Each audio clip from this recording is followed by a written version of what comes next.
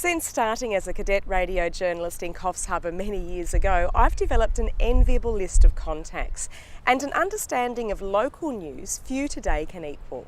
I've worked as a senior journalist in television, commercial radio, as well as newspapers and magazines.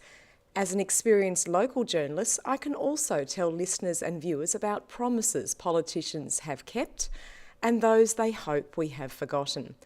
For the past 4 years, I've been with Prime 7 News, covering the Nambucca Valley, Dorrigo Plateau, Coffs Harbour and Bellinger and Clarence Valleys, almost the same coverage area as ABC Local.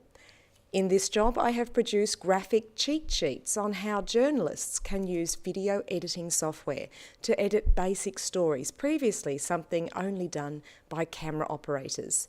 I did the same thing to help other journalists when responsibilities for online news posting were introduced.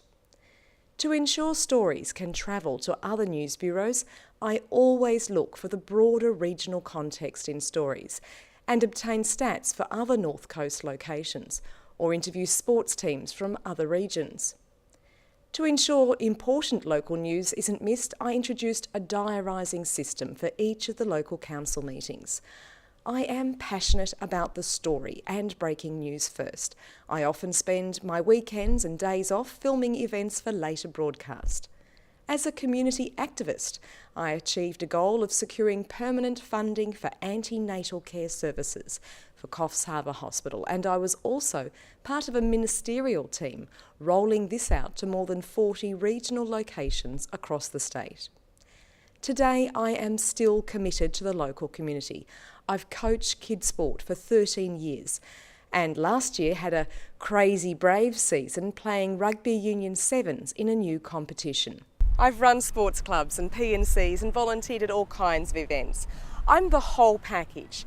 I'm skilled at breaking news. I'm able to produce stories that will travel across regions and across different media. And I'm connected to this community. You know you could use me in your newsroom.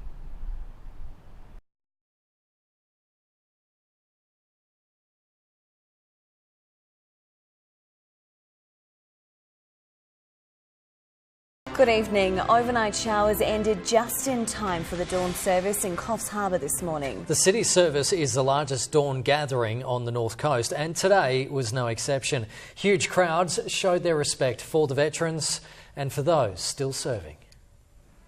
In the pre-dawn, the Catafalque Party performed their dignified vigil around the Coffs Harbour Cenotaph. Quiet crowds honouring parading veterans. The new RSL sub-branch president, a younger veteran, told of battles a century ago but wants to connect with youth. My role, I see it as educating and involving and re-engaging with children. The popular local army padre among those who spoke of our debt to those who sacrificed their lives in the First Great War. The casualty rate for that one battle was the same or 6 times greater than the casualty rate in the battle in the Vietnam War, the Korean War and the Boer War. The Anzac Dawn service has 10 times the participation of 2 decades ago.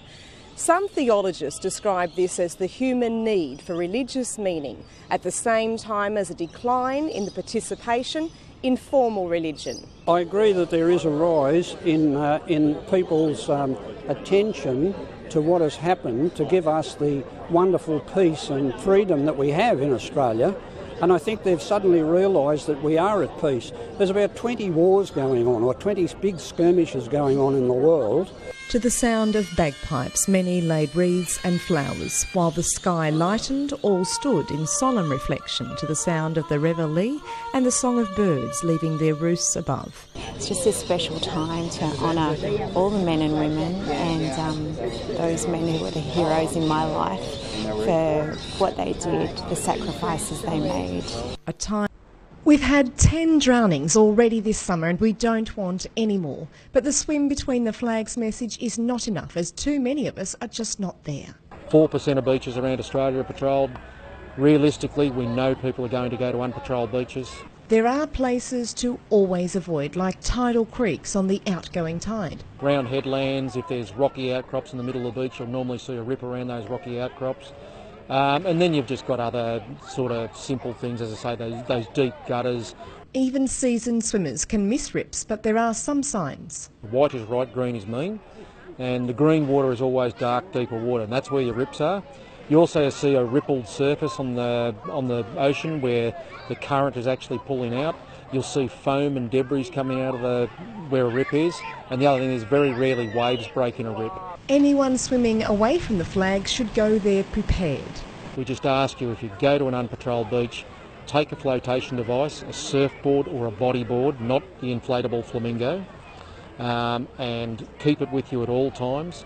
Never attempt to rescue someone without a flotation device. The sort of temps we are expecting this weekend can bring dangers even away from the beach. In this extreme weather, we encourage people to make sure they stay out of direct sunlight, encourage them to drink plenty of water, 2 to 3 litres per day. There is also the deadly danger of trapped heat. We encourage them to make sure their homes are cool, make sure that they don't leave animals or babies, even for small times, in cars or even in locked buildings without adequate ventilation.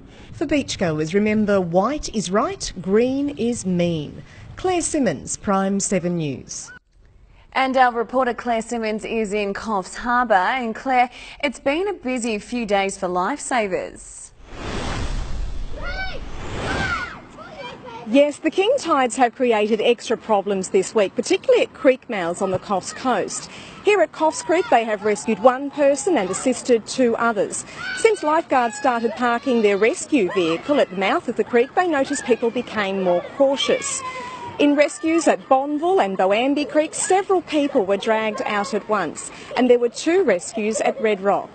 Now the summer king tides have gone, the danger is not so great, but it is still... Good evening. Parts of the north coast have been battered by more wild weather this afternoon. The town of Macleay, northeast of Grafton, appears to have been among the worst hit. Reporter Claire Simmonds is on the ground there. Claire, just how bad is it? Look, an afternoon storm some witnesses are describing as a mini tornado tore through Macleay at 1:30 and lasted only 15 minutes. The winds and rain were so intense, the sound was like a wall of noise. There is no data yet on the wind speeds, but they were strong enough to tear the roof off the Clarence Hotel. 5 buildings at the showground have lost roofs. 1 has actually been blown completely off its piers. The Macleay Council offices were also hammered and will be closed tomorrow for damage assessment. So far, the SES has received 45 calls for help.